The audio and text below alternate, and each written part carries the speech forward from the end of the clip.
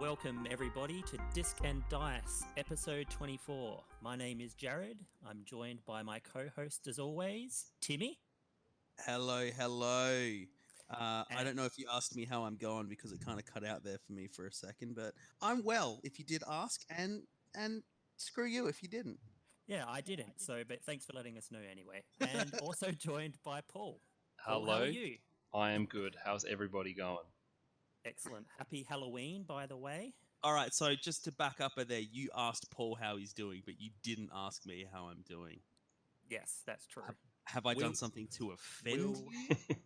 No, we'll talk about this some other time if it's still bothering you at the end of the podcast. Yeah. I also feel Join our Patreon to get exclusive content about what Jason hates me. Yes, exclusive footage of me punching Timmy in the face. I also feel like when you introduced me, I said, "How's everybody going?" And for a podcast where we're recording online and we can't see each other, that's like the worst thing to do because maybe then you both reply or no one replies. It's like we really got to get like a script to begin these podcasts, I reckon. You know what? It's a learning process. You wouldn't know that we've done 24 of these things already. But JT, you mentioned it was Halloween.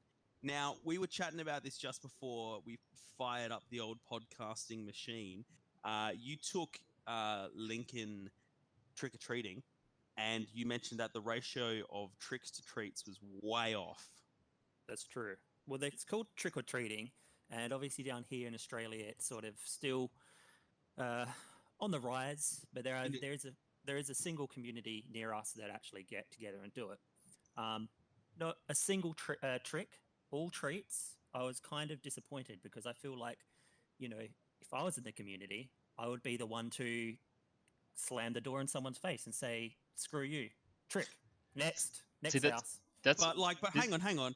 Are you misunderstanding the process? Because you say trick or treat, and say you've opened your door and the kids say trick or treat. They're giving you the option, not give us a treat or give us a trick. It's you give us a treat or we're going to trick you. We're going to do something. So you're you're inviting them to mess with your house. They're meant to do something to you if you don't give them a treat. That's what it is, isn't it? I honestly don't know. I thought it was just, you have the option to be a jerk and not have to give them anything. I thought that's how it worked. Society. Maybe that's the Australian way. It's socially acceptable blackmail, essentially. We are extorting candy out of you.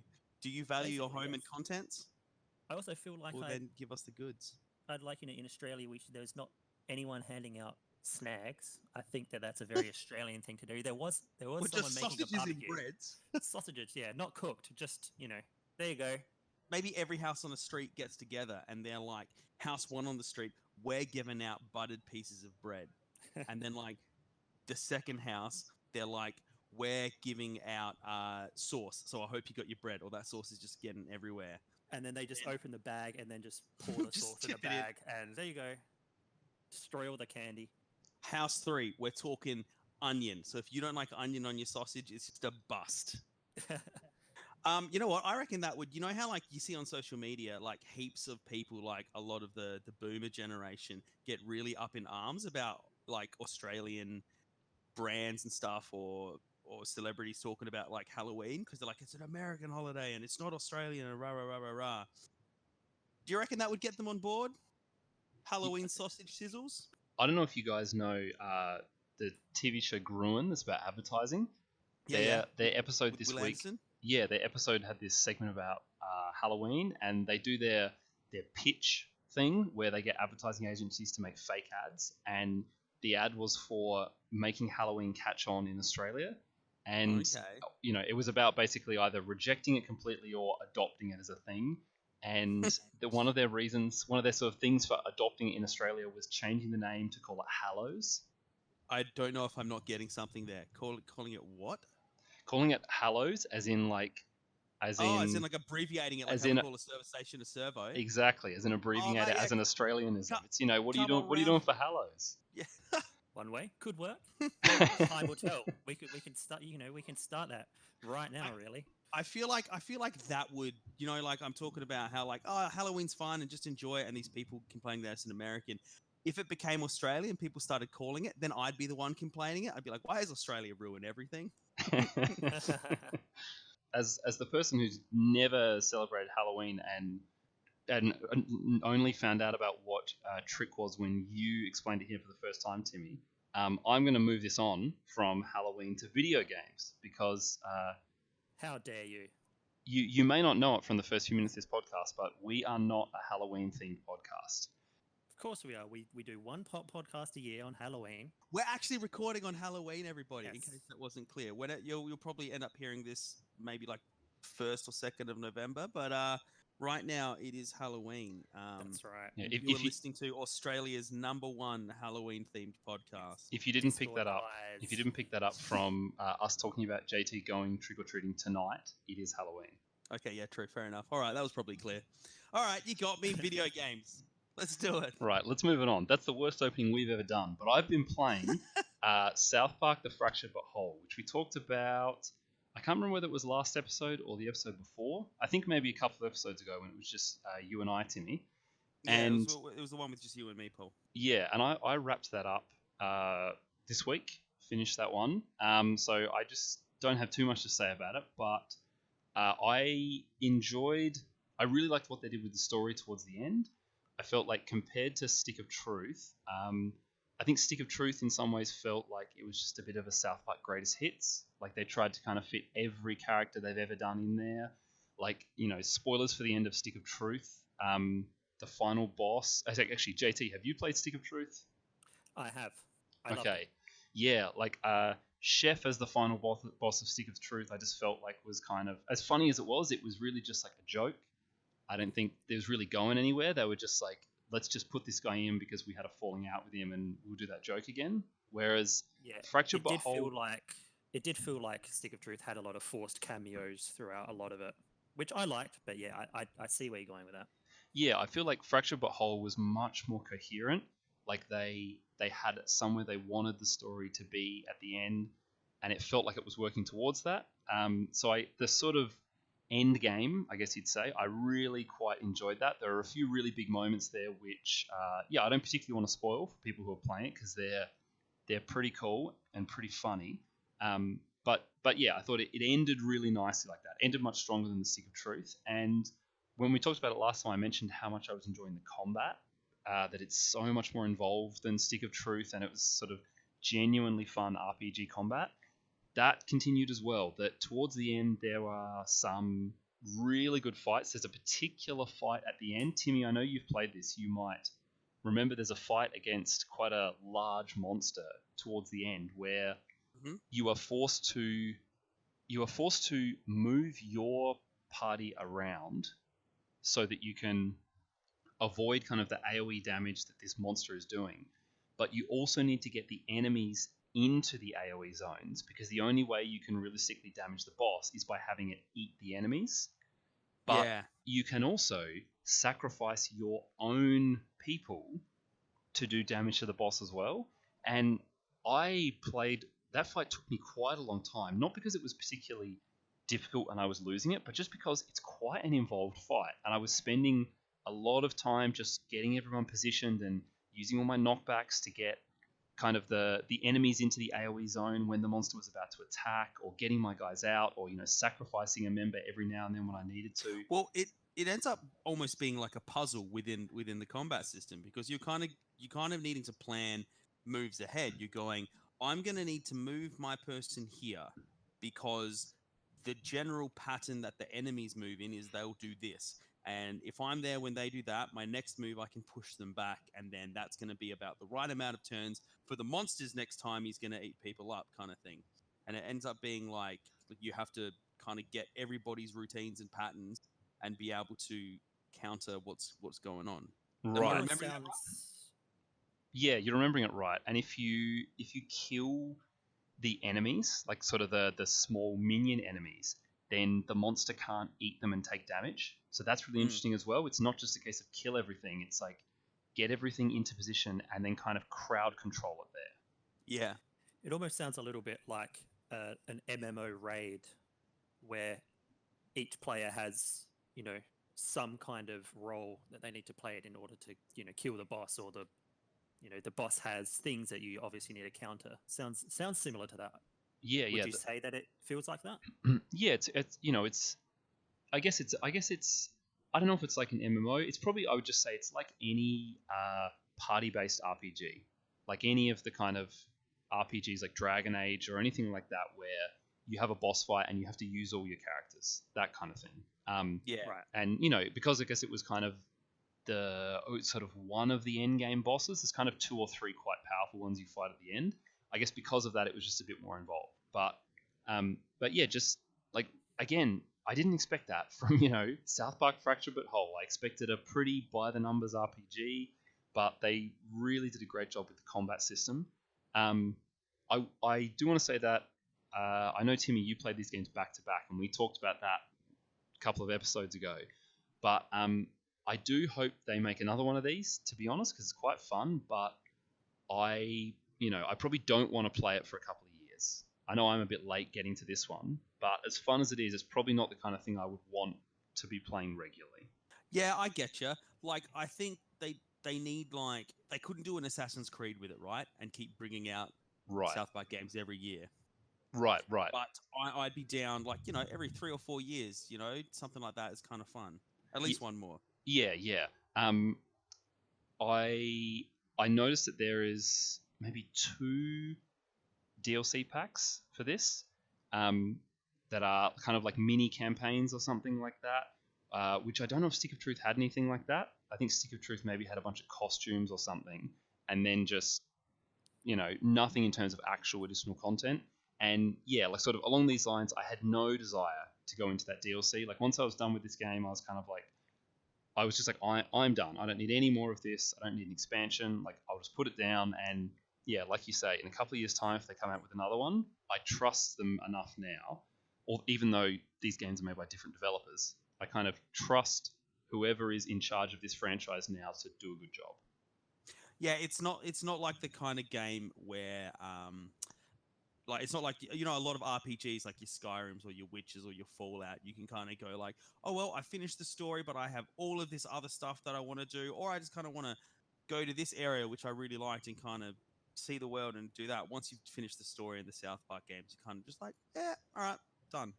Right, yeah. Like I think I had a couple of sort of collectibles side quests that I had left by the end, and I just left those. Like I wasn't interested in going around and collecting, what are they called? Those like pictures of Tweak and Craig. I can't remember what they are. Like going around and collecting those, or that's right, or collecting like it's like Big Gay Owl's cats and things like that. I just kind of left that stuff. But But yeah, good game. I have to say, good game. I think it's better than Stick of Truth. Yeah. Oh, okay. See, that was my question for you. Do you remember how I was saying like I enjoyed Stick of Truth more, but I played the games back to back, and I could not tell if I was just sick of South Park RPGs after doing them back all together. Yeah. Like I think I said a couple of weeks ago. It's like I definitely enjoying this one more. Like better combat, better story, like a better structure for the game with the day-night system. Like I burnt out on Stick of Truth massively, and I couldn't wait for it to end.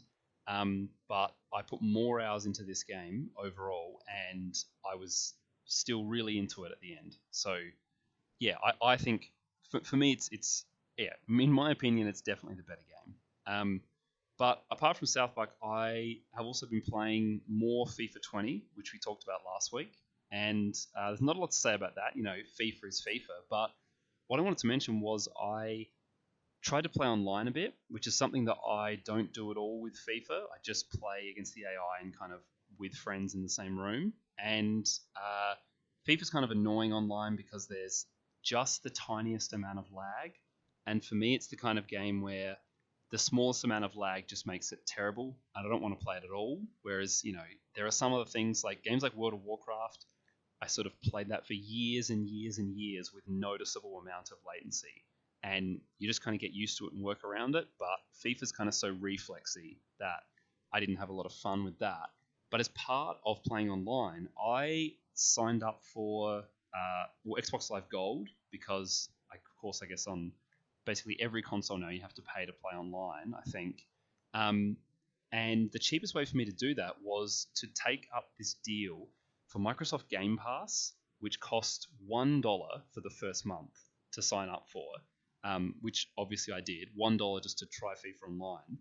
And the thing I didn't think about at all was that Game Pass is this subscription service, and the amount of games on there is insane.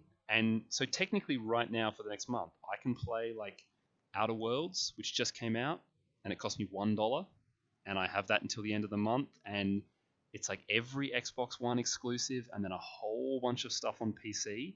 And I wanted to ask you guys, like, what do you think of these subscription services for games? Because we're kind of seeing more and more about this all the time. I feel like every platform is going to have their equivalent in the next 2 or 3 years.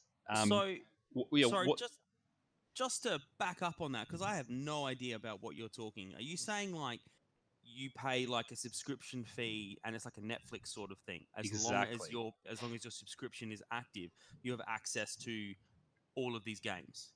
Yeah. Sorry, no, I thought you might have been aware of it, but it's exactly like that. It is the Netflix of games, and wow, with the Xbox One, I think or I should say the Microsoft one, because it's PC as well, is like really good, and it's really kind of well regarded for the quality of it.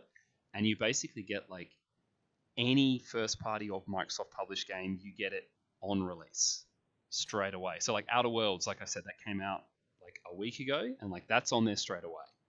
When it's not $1, like when you're done with your trial, how much is that a month? It's $15 a month.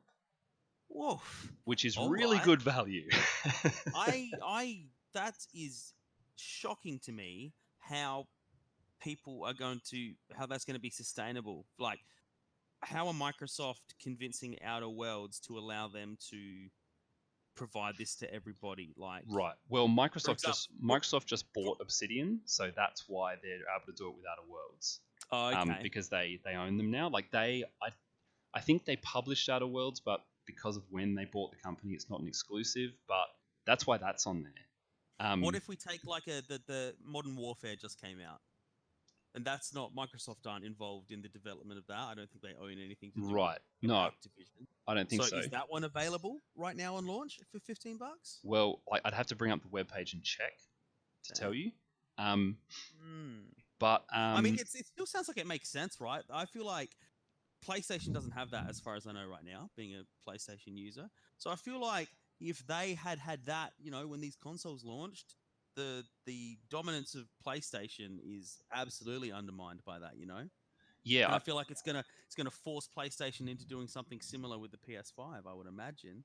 Well, that's what I kind of mean. It's like we sort of hear about this stuff with a lot of different platforms. Like some of it's like streaming and things like that, but just the sort of we see like subscription services for TV and stuff all the time. Like, do you guys have any thoughts on it in terms of games? Because it's the same sort of thing, right? Where you pay your $15 a month, right? But as soon as you stop playing it, you don't have any of those games. So, yeah, there's that issue. I suppose, but I mean, I would, and that includes that $15 gets you the Game Pass, and it also allows you to play them online, right? Yep. See, it's almost a no-brainer, because I pay $11, $12 a month so that I can play online on my PlayStation, and that gets me a few free games a month that I can download, because they have like the PS Store gives you 2 or 3 games every month that you can just download, and they're normally like pretty good games, but they might be like a couple years old now. So, for example, they might coming up something like Horizon Zero Dawn is probably old enough that you'll see that popping up soon there, as an example. Like the base game version, maybe not the Game of the Year version or something like that. Beyond Two Souls has been on there and stuff like that. So I'm already paying almost that same amount, and I do that because I like playing online and I like getting some of these free games and stuff. So it seems like a no-brainer if I have access to this whole catalog of games all of a sudden. Like, if I'm paying it anyway, it doesn't matter if and then you can't play any of the games if you have let your subscription lapse. But I guess at my age, with my routines and income, I can say that, you know what, most of the time I'm going to be able to afford that. So sure, that sounds like a great idea, and I would absolutely buy into it.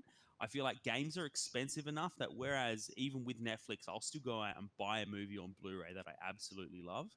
I might not feel the need to do that with games so much because, like, generally, I don't know about you guys, but my game collection is generally not that massive.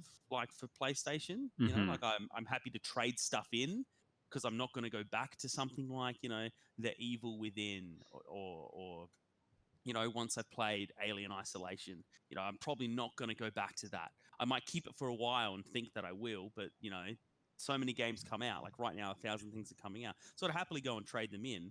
And so if I can just pay $15 and have access to these games, I don't know. It seems too good to be true, but Well, I you guess know, like I guess I totally agree with what you say actually about this sort of, there's a part of me which is like, oh, I don't own the games then, I'm just kind of renting them. But you're right, it's like I can look to my left here and see my whole shelf of console games which I own, and it's like, how many of those have I picked up back off the shelf since I finished them? It's like maybe like one or two. That's it. Once I'm done with the game, I'm usually done with the game.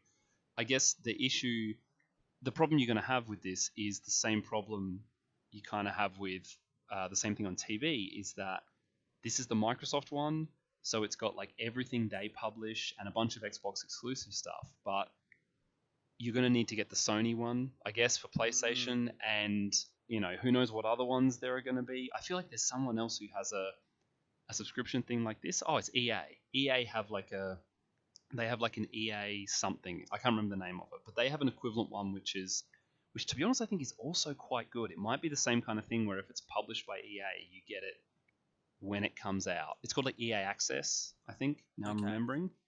so So I yeah. guess that's the catch. It's kind of like when Netflix was the only streaming service, it felt like $10 a month was amazing. You got all this stuff. Right. But now you need one for anything HBO, and Disney Plus is coming out, and then Hulu and Amazon have their exclusive. So you end up with all of these things. And if you have an Xbox, it's like, great, I'll pay $15 a month and I can get access to all these games. But then what if you want to play, something like, I don't know, like a Tomb Raider or something, that although the first one was a timed exclusive for Microsoft, use that as an example. Mm-hmm. Say PlayStation have something that was a bit of a timed exclusive. That's probably not ever going to come to their Game Pass thing, right? So you still need to, I really want to play this game. I'm going to have to go out and spend my $50 to $80 on the physical copy of that. But then if I want to then switch back and play, my Destiny or FIFA or whatever it is that you're using, I need to also keep that $15 up. So I guess that's where the question comes into it. Like, where's the value and it's going to come down to the individual, right? Right. I guess like if you only own one console as well, it probably makes that choice a bit easier. If you only own an Xbox and you're all about those Xbox exclusives, then this is pretty good value. Well, I mean, I feel like most people own one or the other, right? Yeah. Like there are the hardcore that want to have everything, Mhm. and you know what? Maybe most people would have like a Nintendo and then one of either PlayStation or Xbox. But like, I feel like you're probably only going to have one, and so if you have an Xbox, it makes sense to have Microsoft's version of that, right? Right. Yeah. I guess it depends. Like, it's entirely possible that someone buys an Xbox and isn't really interested in your Halos and your Gears of War and your Microsoft exclusives as the selling point for that, So yeah. Anyway, just something I was wondering about. I don't think I'm going to keep. I'm not going to keep paying it after this first month because I don't play a lot of stuff on my console these days. Like I've been away from them for a while, so I'm sure I'll get back into it. But I'm pretty heavily on the PC in terms of my video gaming now, so it's probably not worth it for me. As a society, I think we're moving towards, like most things being subscription based as opposed to owning. Like TV has already taken us there, right? And all of our, things like your internet and your electricity and all that, it's all like that as well. And I feel like with like ride sharing now, eventually, once we have like driverless cars coming more often, if you live in a metropolitan area, it's going to be much more beneficial to have like, a monthly subscription cost where you can just call a car whenever you want and not have to pay upkeep on yours and petrol and stuff, So I think that's where a lot of things are heading. So it makes sense for games and digital formats to lead the way there. So it does. It yeah. does. But speaking of online games, because like you said, this does allow me to play online. I didn't play a lot of FIFA online because I wasn't getting much of a kick out of that. But Timmy, you have been playing the new Destiny expansion online. Yeah, so I mean, like, it'd be pretty hard to play it offline, being what it is. But look, I jumped into Shadowkeep as I have promised for the last couple of episodes that I would do, and this is the first release for Destiny since Bungie have been self-publishing, so it's kind of like their own thing. And so they have made a lot of changes to the makeup of the game. Obviously, it still like handles the same in terms of combat, and it looks much the same. But they have really leaned heavily into the RPG elements. In the past, your gear kind of all contributed to like three factors. It was like mobility, resistance, and I forget the third one. I should know that. Power, the speed, or something. And essentially, it was like how fast can how much damage can you take, that kind of stuff. But now you open Which up one your is character. which one is light? Light is kind of like your overall power rating. Right. Okay. All right. That's the one I've heard about. Everything, your weapons, the skills you've equipped, the armor, that all culminates in a total power level. Mm-hmm. So you have levels, but they kind of cap pretty quickly. Through this, so this expansion let you go from a power level cap of 750 to 950, but then you can add things to your gear that lets you get up to, I think, like 965 total. Right. Yeah. 975. So, but light is your overall power rating essentially. It's like is it like your level in an RPG? Yeah. Once your end game, light is essentially your level. Like you stop, it levels cease mattering. Right. Okay. So you have levels and then light. Okay. Yeah. Well, so your light is going up while you still have the levels. Mm-hmm. But your levels will eventually cap, while you can still continue increasing your light by getting better gear, by doing raids and strikes and getting better gear. All right. Yeah. So essentially, though, what this has done, instead of just having kind of like, some light RPG stuff, the first thing I noticed when I opened this up and I looked at my gear is all of a sudden I had like strength and intellect and all of those kind of almost D&D sounding slots. And it's still nothing you put points into. It's still all impacted by the gear you're wearing. But all of the gear has heaps more customizability now.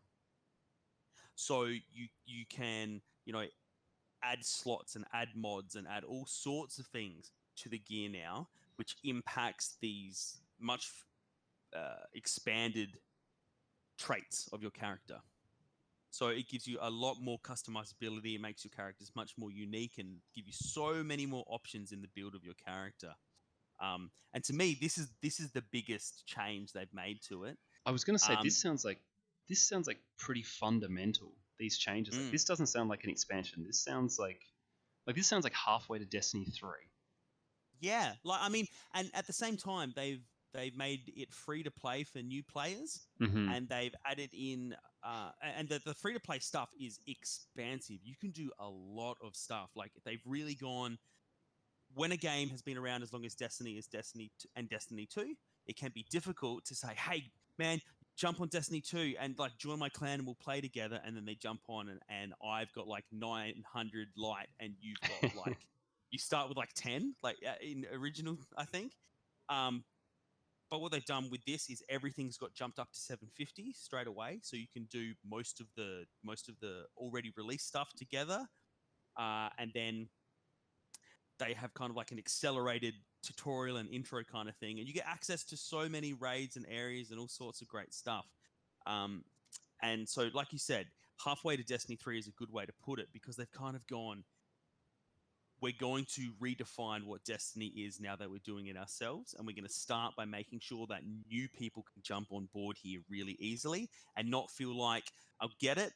and then I'll have to play for like a month before I can play with my friends who've been playing for years, you know? Because that's a barrier to getting new people in, right? It's like, I'll come and help you out, but I'm going to just like sweep through these levels and you're not going to have anything to do because I can't help it that I'm so overpowered for what you're up to. Or you can't do this thing with me because you're going to get killed straight away every time. I'm curious, Timmy, if you know, has the player base almost entirely shifted from Destiny 1 over to Destiny 2 and now to this? Or are there still some stragglers or, loyalists who still play the first game because they think it's better that you know of? I don't know anybody still playing Destiny 1. No. I wouldn't imagine there would be many. Like Destiny, and in fact even Destiny 2, both experienced large drop-offs after finishing the story at launch. So launch Right. Destiny and launch Destiny 2, heaps of drop-offs. And in both instances, Bungie changed heaps of stuff in the end game with their first major expansions, and everybody went, this is really good, and the people who were still playing it begged everybody to come back and like, no, you got to try it again, it's really good now. So it happened both times, and so I feel like the people who dropped off in Destiny 1, a lot of them maybe came back for Destiny 2, and the people that were still playing Destiny 1, you can bring your character across to Destiny 2. So I definitely think they've made a good choice in moving to free to play and expansion iterations, because that's obviously going to keep it fresh, but the free to play is going to keep people who might not want to fork out the money straight away. It's going to give them the ability to go into it, experience it, and then ultimately maybe end up paying for it. Right. I think what you said there, JT, it's kind of like key to that with MMOs as well. Like, to be able to give it a go without paying makes a massive difference with this kind of thing, because like you said before, Timmy, like MMOs are kind of overwhelming, and so if you can at least try it out and see what you think of it without having to spend any money, that's way more enticing than, like you say, kind of being like, all right, you got to buy this game and then play for this long to catch up to your friends and then buy the expansion. Then it's like you just play now, and if you like it and you keep playing it, you can give us money later.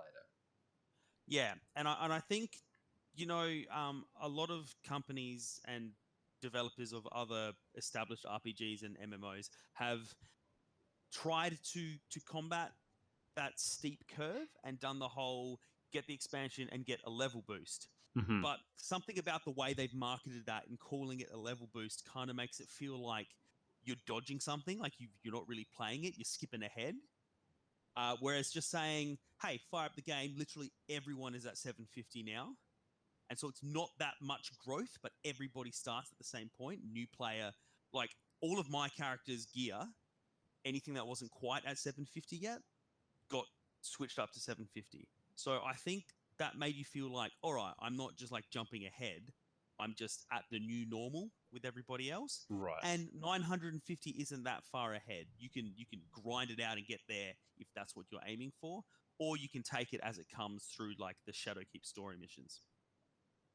For example, I'm up to the last of the Shadowkeep story missions, and I'm having to put on specific gear to complete this task, and it's a little bit lower level than what I had already collected just doing the story and the kind of bounties and stuff while I was doing it. So I think Bungie have done an extraordinary job implementing a lot of changes without making it seem overwhelming, and also creating a way for new players to come across.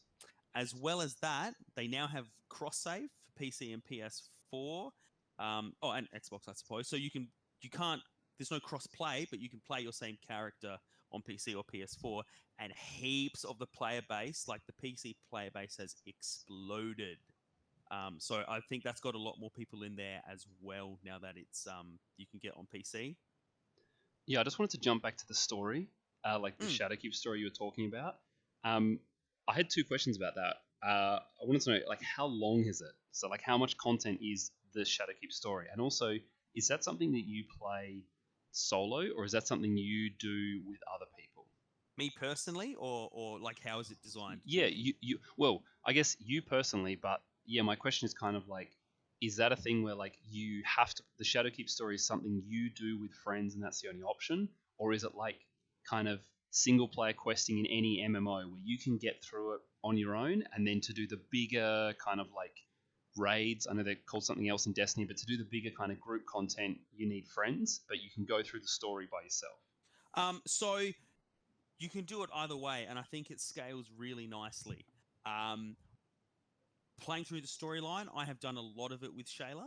We played heaps of it together, but for both of us, we have both had different instances where one or the other of us got ahead and did a few missions solo, and then came back and did them with each other again afterwards. So early on, I played ahead a little bit, and then realized, oh, Shayla hasn't done those yet. Oh, follow me, I know what to do, and we kind of went through them together. Then there was one night when she played a whole bunch. And then when I came back to it, I was like, "Oh, you're heaps ahead of me," and she's like, "Oh, yeah, cool. I'll sit in with you and do that." So, and I prefer now playing with other people because it's just kind of like, you're in a shared world. You see the other Guardians around, so if you're with someone and you kind of be like, "Oh, hey, you take out these guys, I'll do this." It's just fun. You guys play MMOs, you know what I'm talking about. But you can absolutely play it on your own. I enjoy it on its own as well.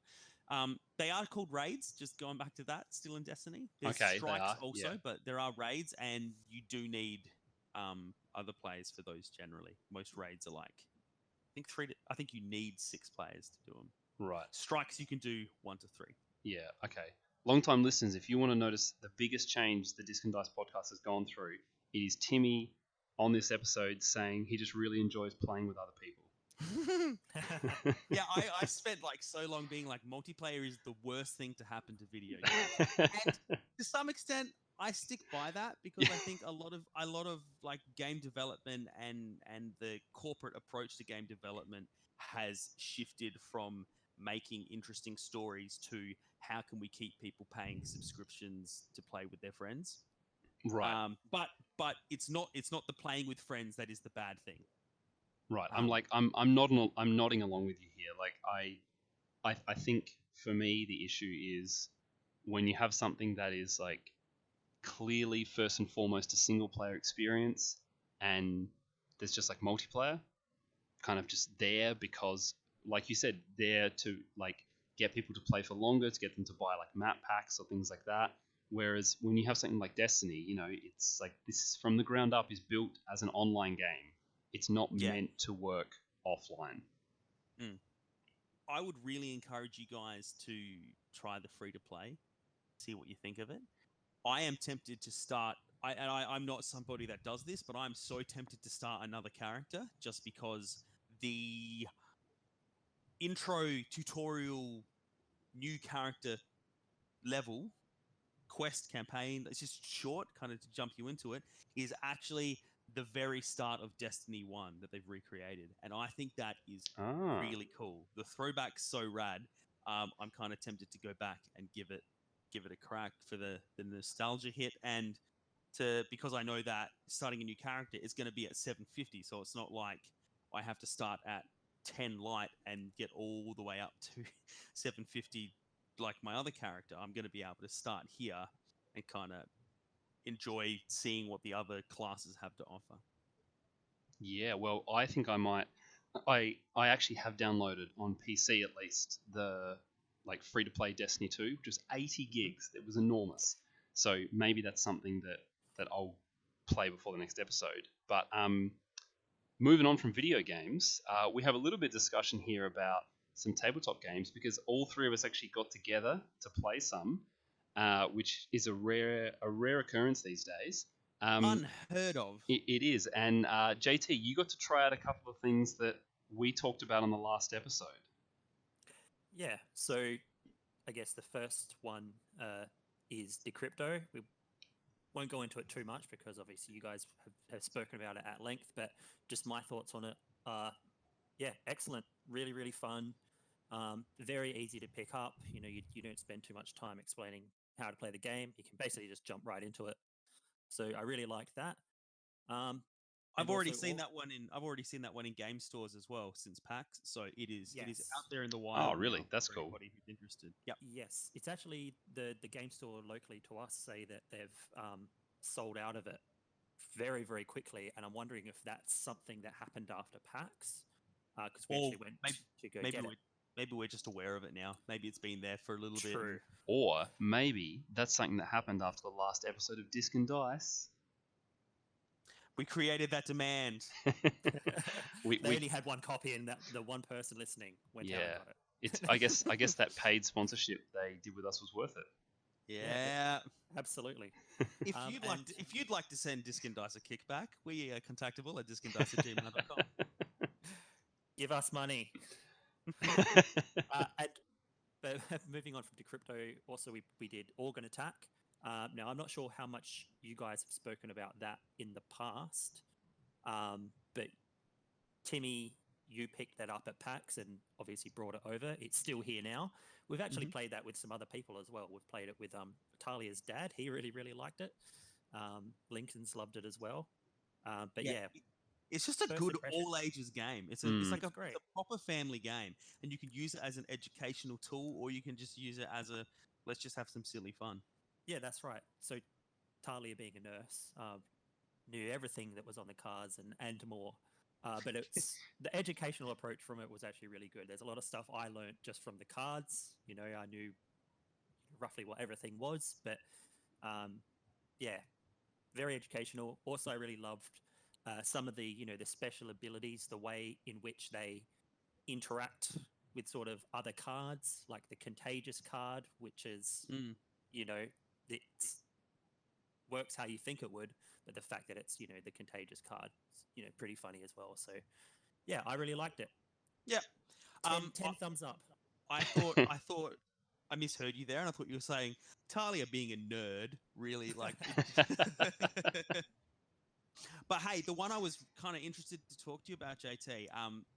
Last episode, you mentioned when we were talking about Organ Attack, I think, because we were talking about it's more interesting when you kind of play it up a little bit and get pretty animated and kind of build on what other people are saying throughout the game, is we were talking about Gloom, which is very quickly a game where you have a number of cards in front of you that look like a family, and everybody else does as well, and it is your job to make them as miserable as possible and then kill those characters, and the most miserable the person with the most miserable dead characters wins the game. And it's storytelling. You throw down a card and you kind of make up a story to go with it, because it'll just say something like cannibalized by clowns, and you say, well, this character did this and they went here and this is what happened to them. And then the next time someone else plays a card, they can go like, not only were they cannibalized by clowns, then this happened, and they put a card on your character, and it kind of builds and it builds.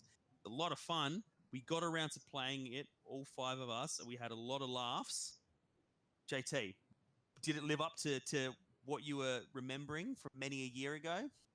Yeah, I enjoyed it way more this time, simply because we were playing with a group of people that obviously we all know very well. And therefore, the stories people were coming up with, people weren't holding back sometimes. It was very, very funny.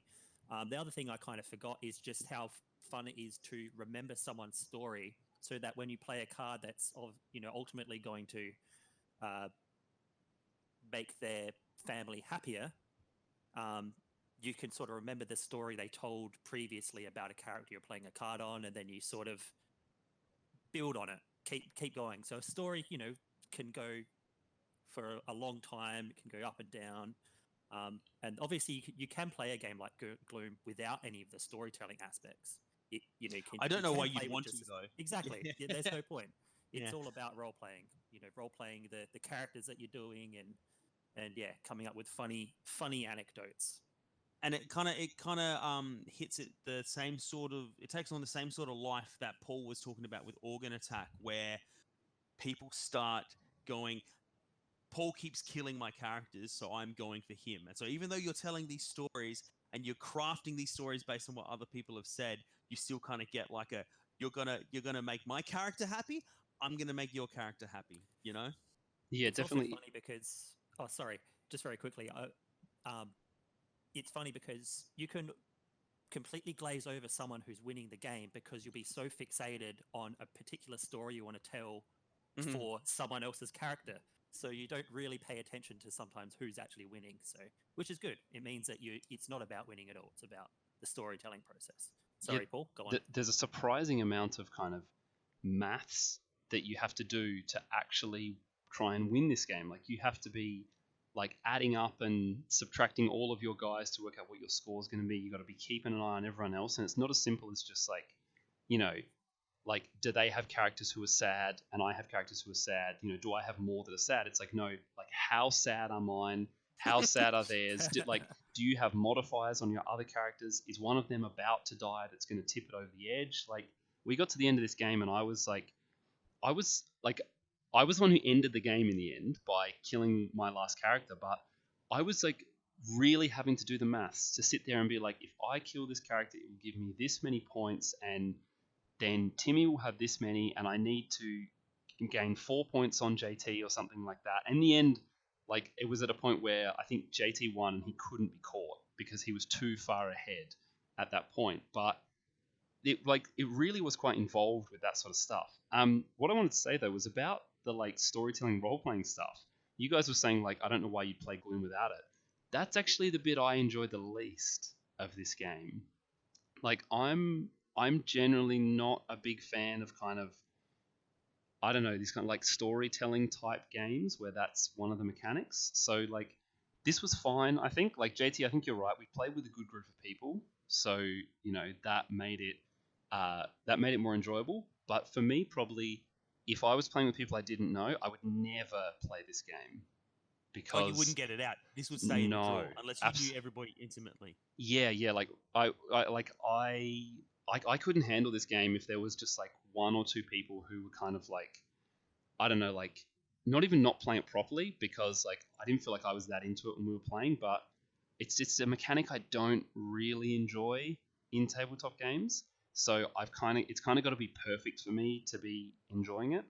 So yeah, I probably enjoyed the mechanics of the game a lot more than that other side of it, the storytelling. Yeah.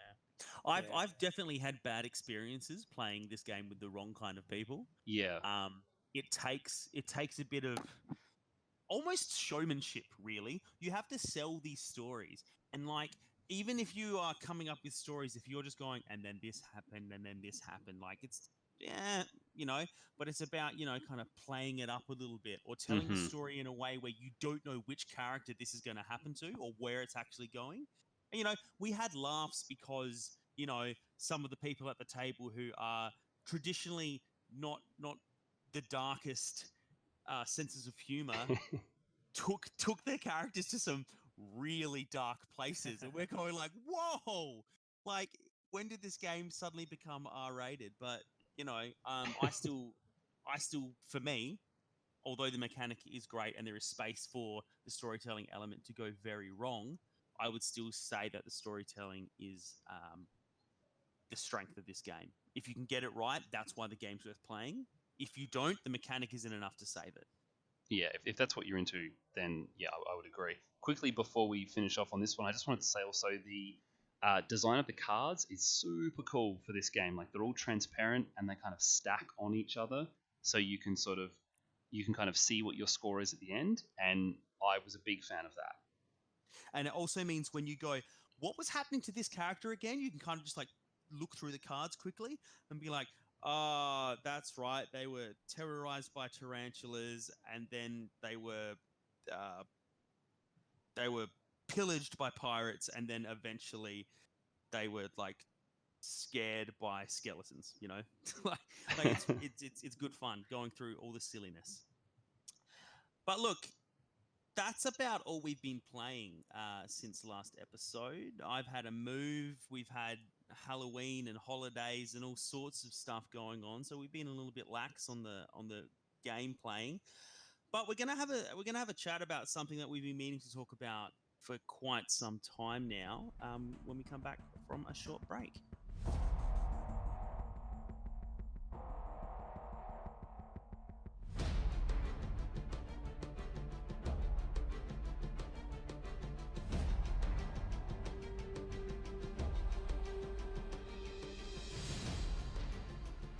welcome back, everybody. So, a topic that we've been discussing in our own time a lot, and we sort of wanted to put it out there as something we discuss in the podcast, is sort of the nature of realism in video games in particular. I myself, as a long time advocate for the Arma series, is constantly sort of blown away by just how realistic that game can actually get.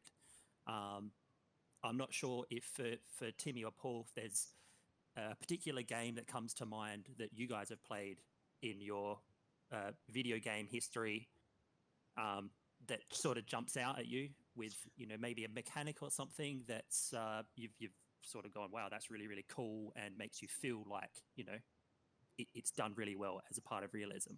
Yeah, so the one for me that always jumps out, and it's something that I discussed a lot on the podcast while I was playing the game, is Red Dead Redemption 2, and a lot of the kind of crafting and sourcing of materials and writing and management of your gear felt very realistic to me. And of course, I'm talking about it being realistic in a video game sense, because like they slowed a lot of things down.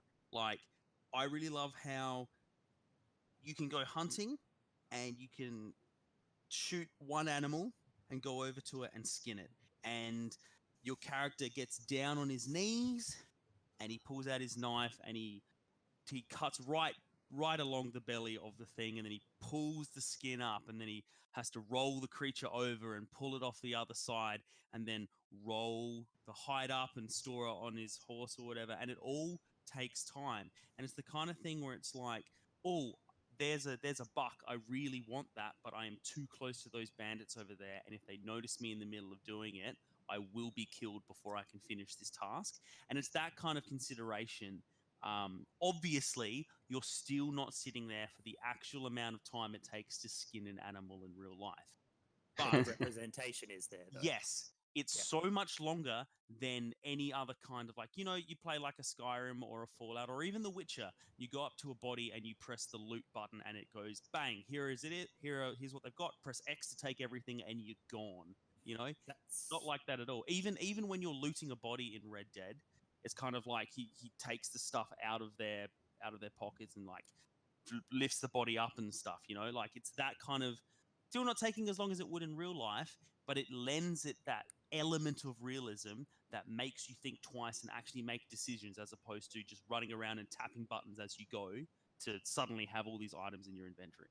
That's a really good point as well, because as far as video games are concerned, you want them to be fun, but if you're obviously going to add that element of realism in there, like you said, as long as a representation is there, then that's a good balance between something, feeling realistic and it also being fun for the game. Obviously it doesn't take too long. That's something that I think Rockstar, especially with Red Dead and the last couple GTA games, they're really, really good at, playing animations out so that, it suspends disbelief very well. There's no, press the button and something instantly happens. There's always, like a weight to the time that you're spent doing a task. So yeah, I definitely agree with that. Yeah, I think it's almost like you say, Timmy. It's like, I think you made a good point saying that, like, it's still not actually realistic, right? It's still just like a gamified version of it. But it's almost just about pacing. It's about like setting the tone for sort of the experience you should be having in that game by making something take a long time. Actually, one of the things that I'm thinking of is, you might have used this as an example, but in Assassin's Creed 3, I think, JT, you might have just played this. When you're out in like the frontier and you're hunting, like, obviously it doesn't take as long as Red Dead, but I felt like when I was out there, hunting out there kind of took a while, when you had to track things and then you had to kind of skin them. And skinning them in that is basically just you press a button and he stabs into the ground and you're done. But even just like the animation, even it just being an animation like that, rather than it just being you press the button and it's in your inventory, which it could have been very easily, I kind of like that it makes that whole process just take that little bit longer. It feels a bit more kind of deliberate. And you know what? While we're talking about The Witcher 3, and we're talking about finding the balances to things, because I think that's what we're talking about here. The balance between it still being fun and enjoyable, but it feeling deliberate and having weight. And I don't mean that in the wait time, like JT was saying. I mean that your actions feel weighted. And I think that is very present in the movement and combat in The Witcher, because this was something that a lot of people bring up when I talk about my love of this game. They go, but it was so clunky. And what they're talking about, I have found more often than not, is that you'll go to swing your big, heavy two-handed sword and someone will come at you from the side and you can't just immediately stop that action and combat roll away from them. And people hated that. Or you couldn't just snap your horse around. You had to kind of like actually move around, or you had to follow through with the momentum of your sword blow, and then you could do something different. And what a lot of people criticized this, but I actually really liked it. I got used to it straight away, and it made sense to me. Like, he's using a massive steel or silver sword that he has to use two hands on. Of course, he's going to have to, kind of follow through on this big swing that has started behind him, Yeah, I agree. I agree with everything you've said about the Witcher. I really am a big fan of that stuff. I guess it's funny though, because I guess we're talking about realism, but some of the games we've been talking about so far are not. I would say they're probably not games that I think of when I think of realism. But we mentioned Arma at the top there. JT, I know you're really big into the Arma series. What is it about? What kind of aspects of realism in that game really appeal to you? There's so many, because like Arma itself has also been criticized for being clunky, but probably not in the same way Witcher has been, because we sort of praise that clunkiness as being, it's obviously a design choice. Whereas in Arma, just because it's such a huge, complex engine simulating all these different things, clunkiness is sort of emergent in not necessarily a good way. And it's just something you sort of learn to put up with. But apart from that, it's really, for me, it's the subtle things. So, for instance, when you shoot your gun, there's bullet ballistics. It can penetrate wood, and then the bullets fly off in different directions and lose power. Sound is a big thing. So if someone shoots at you, you'll hear the bullet crack past you or hit you or hit the ground near you, and then you'll hear their gun shoot after, because the sound takes time to travel. Small things like that, for me, just make very, very interesting situations arise, much more memorable situations, because you're sort of thinking about all these small things that are happening when you're in, say, a firefight. And it's not like, if you're playing Call of Duty, where it's just twitch shooting. You don't really remember any of your kills. You just remember the number you got at the end of a match or whatever. Whereas in Arma, because it's such a complex system of things happening, it really lends itself to have these very memorable, impactful scenarios. And I think that's because of how realistic the game is. I'm interested in how that kind of translates to the kind of gameplay experience it is, because the only Arma that I have played is Arma 2 with DayZ. That's my only experience with this series. What kind of game modes do you play in Arma 3? Like, is it that kind of, is it like some kind of mod thing like DayZ, or what? Because I really don't know.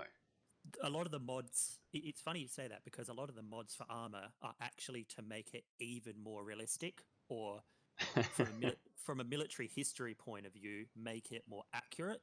So, that's things like someone makes an Australian Army mod and it's down to the insignia on the uniforms is dead set accurate. Right.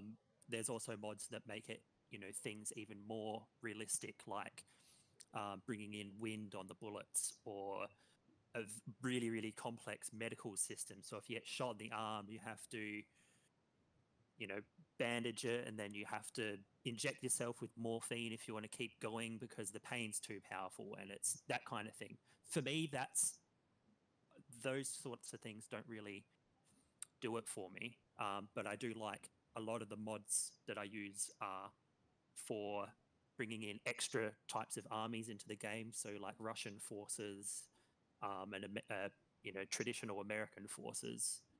In terms of actual gameplay, the one that I do play the most of is probably it almost deathmatchifies Arma because it's called King. It's called King of the Hill, and it actually focuses everyone to play for an objective in like a city. But it still has all the Arma realism around it, but it's probably not so realistic in the sense that there's no battle that would take place where there's 3 different armies playing over a city. But that's sort of what makes it fun. It's a easy way to get into Arma and just sort of just get playing. The other one though that I do like is Operations. So it'll be a pre-made mission with AI, but the player team is like a squad of people or maybe a platoon of people who do like a large mission objective. It might be capture an army base or capture a intel document or defend against something. And those are the ones that I really like, and they actually get quite involved, and they really do make you feel like you're sort of a cog in a larger machine that's being run by an actual commander or something like that. The thing also for Arma is that it's sandbox. It's essentially a sandbox military simulator. So there's a lot of different things you can do and take away from it. I mean, it's even fun to just drive around Arma 3's island of Altus because it's a full representation of an actual Greek island. And that is down to basically a 1:1 scale of it. Mm-hmm. And even if you just drive around in a car and do a bit of sightseeing, it's actually surprisingly relaxing and still very fun. So it covers a lot of bases. It's very, very generalized realism. If you're playing that King of the Hill mode, which you said is kind of like, it's like the Arma version of Deathmatch, because of all the various systems of sort of realism and authenticity that it has, how much does it slow down the pace of it? Because, you know, like when I think of Deathmatch, I think of like the Call of Duty thing where you're just running in circles, basically. I figure it's not like that. Like, how different is it because of the way Arma plays? You get people working with each other a lot more because you'll go down very quickly with only 1 or 2 shots. You've got to defend against things from snipers who might be up to 2 or 3 kilometers away taking shots at you, or tanks that you can't even see. So there's a lot more joint operations.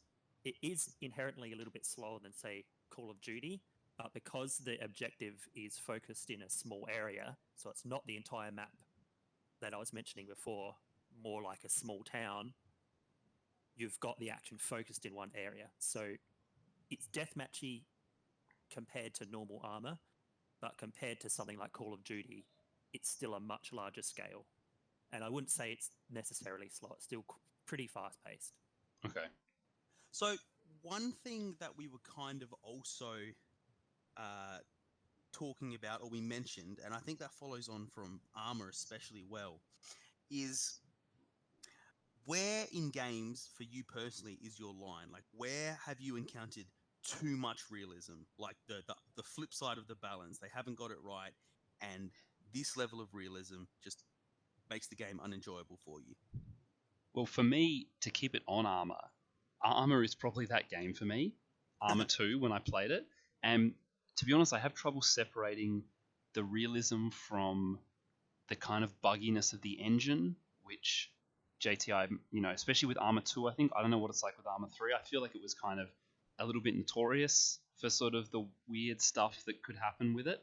But this was probably the limit for me. Like I said, I played DayZ quite a bit on there, which I had a couple of sessions of that, which are some of the best gaming experiences I've had, just because of kind of the atmosphere and the tension. But after a while, I got sick of being killed from like a kilometer away by a person I couldn't even see before I had any time to react, and like that just kind of happened a lot. And I don't know, for me, I just didn't enjoy having to fire the guns realistically, to be honest. Like if I'm playing a shooter, it's probably like Battlefield for me is like, that's my sweet spot for a shooter. It's, I think it's a little less arcadey than Call of Duty, but it's a lot more arcadey than Arma. Whereas Arma for me was kind of like, I found it really difficult to shoot in that game, which, I'm sure for a lot of people that's the appeal. that there's a lot more of a challenge to that. But I really bounced off a lot of those gameplay systems. I think for me, my sweet spot would also probably be Battlefield.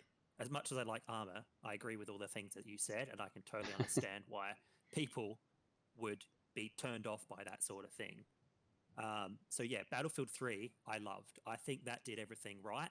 Battlefield 4, while it's a similar game, and then the next ones, I think felt like they moved a bit too fast paced for me. Battlefield 3 had that thing where, you could have a distance from the enemy and still sort of be quite tactical. After playing 4, it sort of felt like that got watered down a bit. But 3 for me is like the best mix of realism and arcadey, and I think it does it really, really well. Uh-huh. However, on the serious sort of scale, too much realism is something like a helicopter simulator. So there's so many games on Steam, like the DCS simulators, or Take on Helicopters, which was actually made by Bohemian Entertainment as well, Interactive. But these helicopter simulators are serious. Like if you're on, every single button in the helicopter works, has its actual purpose as like what it does in the real world. And so therefore the manual that you get with the game is basically the manual a helicopter pilot piloting it would have. You have to do the full startup process, switching things on and off. Even in the arcade mode, it's sort of still really, really slow. And again, it's like a train enthusiast would love that kind of thing. If you're really into it, you'd probably love it. But for someone even who likes really realistic stuff, I'm really, do I want to be sitting in a cockpit for 10 minutes loading up a helicopter? Like, not really. I bought a helicopter game because I want to fly a helicopter. But I guess it could be kind of fun if, like, say you and I were playing it, JT, if they're going to give us an actual manual for a helicopter, kind of treating it like a keep talking and nobody explodes kind of thing. Yeah, like, okay. I'll sit there as your co-pilot and I'll be like, all right, we're going to want to hit that switch next, and then we're going to be doing this and da-da-da-da. I can understand like an element of that could be fun. We probably wouldn't go back to it very often. But what I've noticed with those types of games as well is a lot of people who own them also own the supplementary hardware that you would expect a plane simulator to have. So these helicopter people have like foot rudders. They have all these extra switches apart from the computer that are like modeled on real things. So they go all out. So I understand, if you're an enthusiast for it, then totally that's great. But for someone, the lesser gamer or the lesser enthusiast, it's just a bit too much. But I do know what you mean. It could be, maybe the first time, loading up that helicopter might be a blast. It might be great because you're like, oh, cool, I did the sequence right. That's great. But then I don't want to do that every time.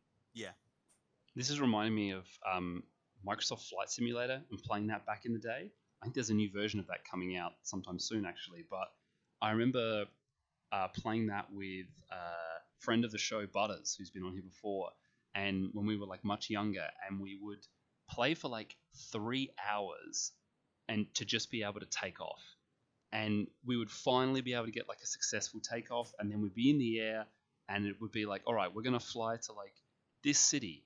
But it was I can't remember if it was like 1-to-1 or something like that, or it was close enough that we decided like we were gonna fly to this city and try and land the plane, and it was like 5 hours to get there or something like that. So it's like you fly in a straight line basically with slight turns for 5 hours, and then you have to land the plane.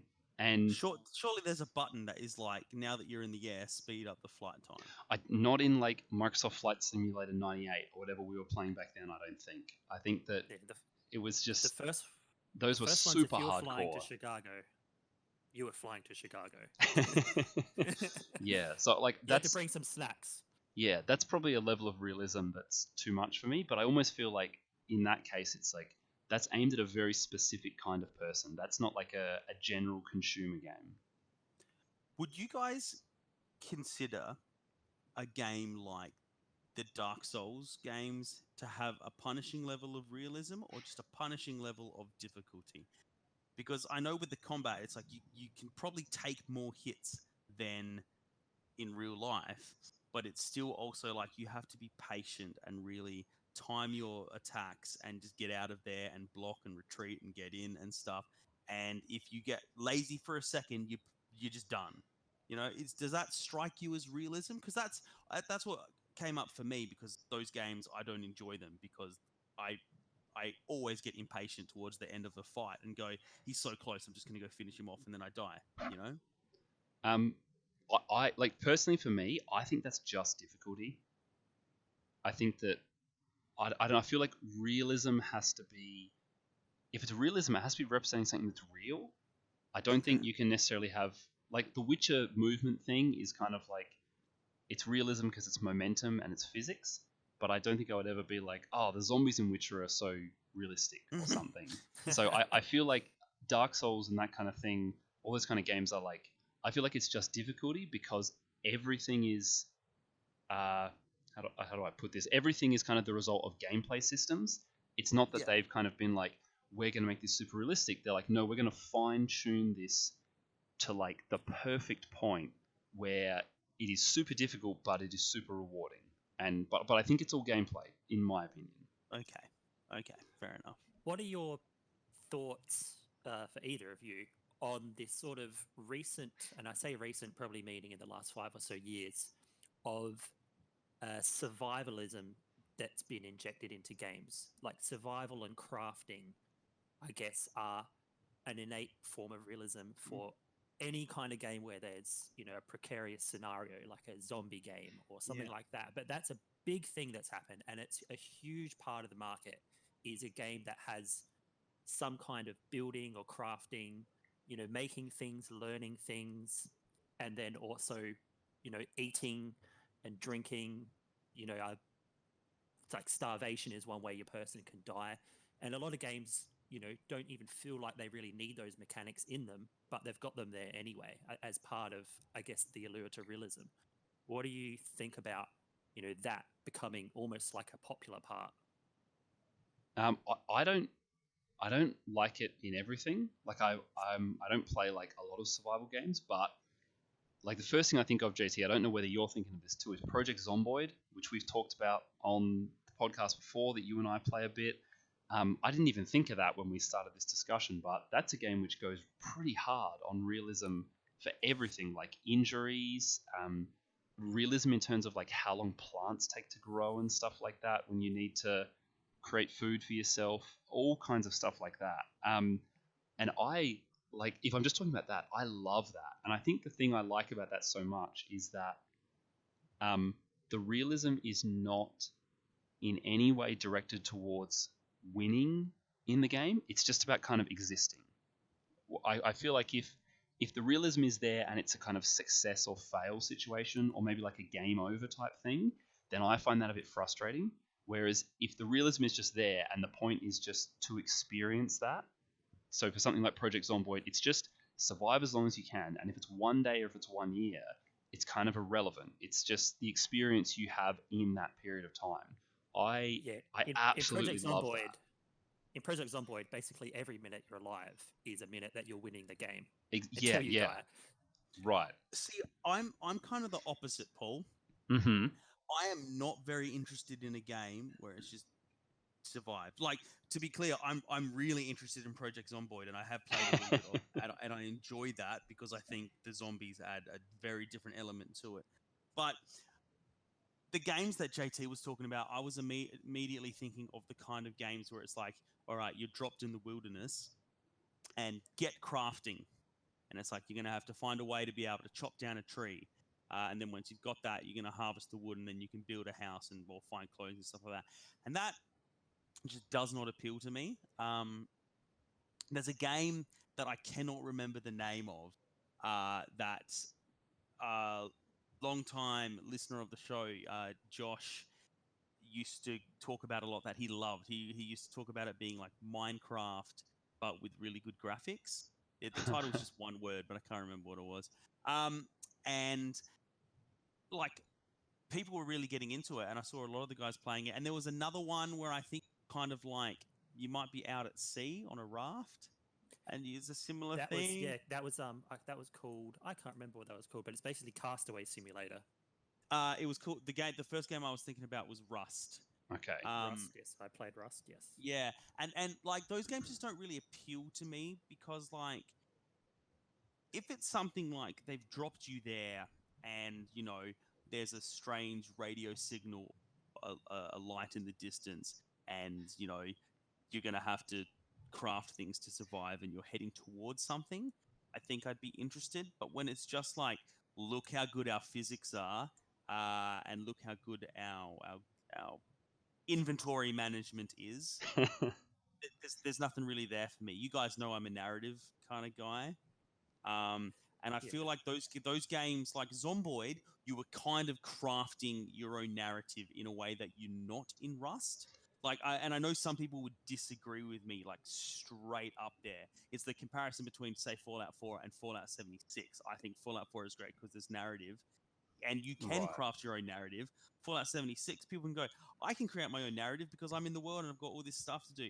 But you're just doing stuff with no conceivable endpoint because there's nothing there for you to bounce off of. I think in a lot of, I think in some of these, what I need. Yeah, no, okay. I think with some of these situations like this, it's like the game is driven by systems. In some of the like Rust and things like that, it's like the hook of the game is like you say, it's like crafting or survival, and like that's the thing that people are playing for. Like you say, it's not narrative. It's because the game has a cool system, and that's kind of like that's the hook of that. And I get what you're saying. Like there's a lot of those games out there now, and most of them I don't have much desire to play. But then every now and then there's kind of like one like Project Zomboid, which absolutely gets its teeth in me, and I get so into it. So I guess I can kind of like I can understand why people go back to those things. I think Project Zomboid also is quite successful for something other than the realism, simply because it's style. It's like isometric, and I think that makes the game easy to wrap your head around and comprehend. Whereas 100%. if it was like in a big open 3D space, then I think it would start to get clunky and a bit overwhelming. But I think it's stylized enough that it's accessible to play while still being very realistic.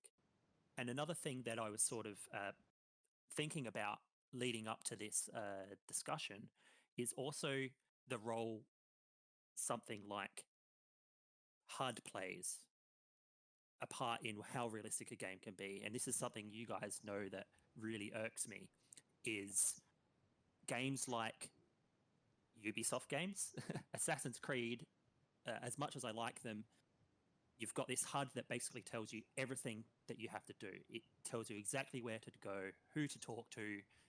There's like this overload of information that you have as a player have, and it's all sort of contained within the HUD. Is that something that bothers you too as well, or is it like a concession that you can make?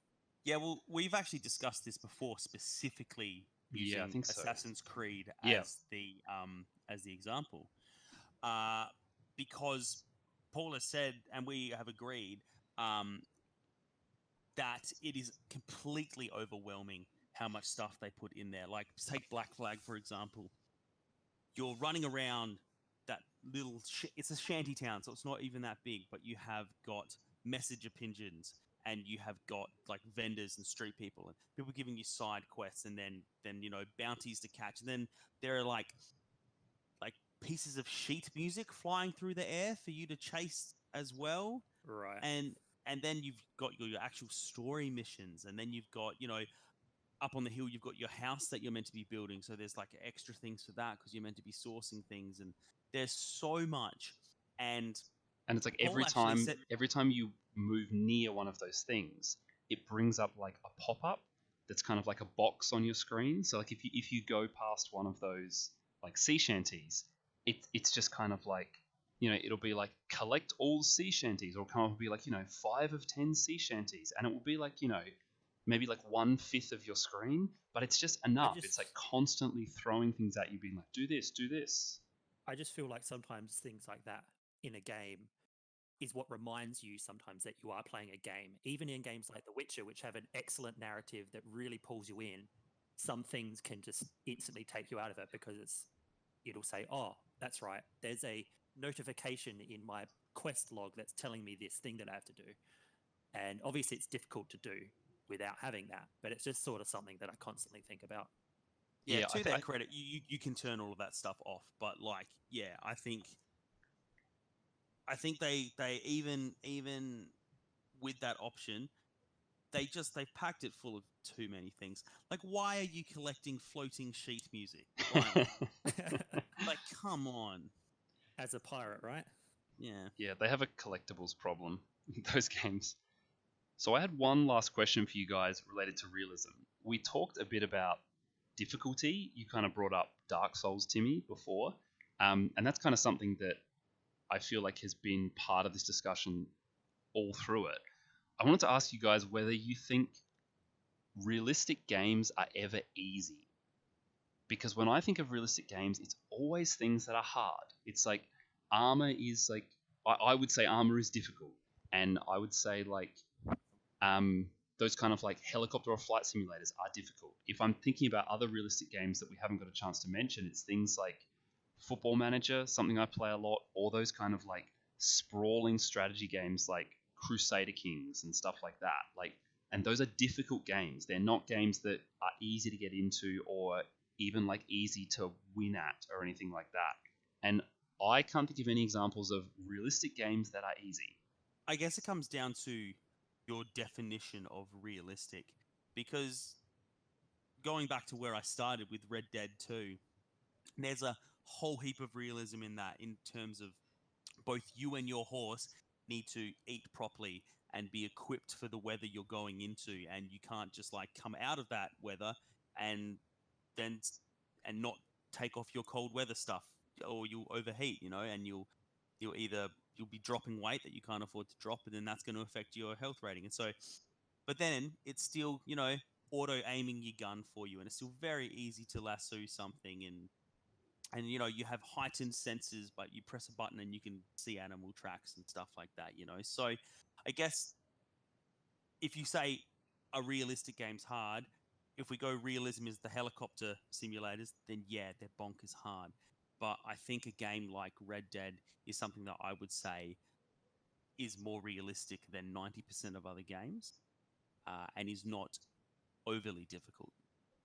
That's a really good point. And I think you just bumped Red Dead way up my list of games I have to play, because something that I didn't mention at all is that something that I love in terms of realism is weather affecting your character you are playing. When I played Skyrim and Fallout 4, I downloaded so many mods that did things like made the cold in Skyrim way more deadly, and added like a system which counts how many layers of clothes you're wearing and affects your body temperature. And in Fallout 4, all these mods to like mess with radiation so that it was more dangerous and you had to be more careful, and it did the same kind of things in terms of counting how protected you were. So when you're talking there about having to like dress yourself and prepare your horse for like, the cold and things like that, yeah, I'm all about that. Yeah, I thought you might be. That I think Red Dead have struck the balance better than most any other game I've played. All right, well, we're going to leave it there for today in terms of our discussion about realism in games. Nice to have a discussion topic. I think it's been a few episodes since we've done one of those. We've been pretty full on with playing games recently, so that's kind of been what we're all about. So before we finish off here, as we do every episode, I just want to quickly ask you guys what you're planning to play in the next couple of weeks. So Timmy? Well, I really want to play Outer Worlds, but I'm feeling like I need to finish off the Shadowkeep story at least. And also, I haven't finished Control yet, just because it kind of got shuffled down the priority list in the move and in the Shadowkeep coming out. So, but Outer Worlds is one I'm really keen.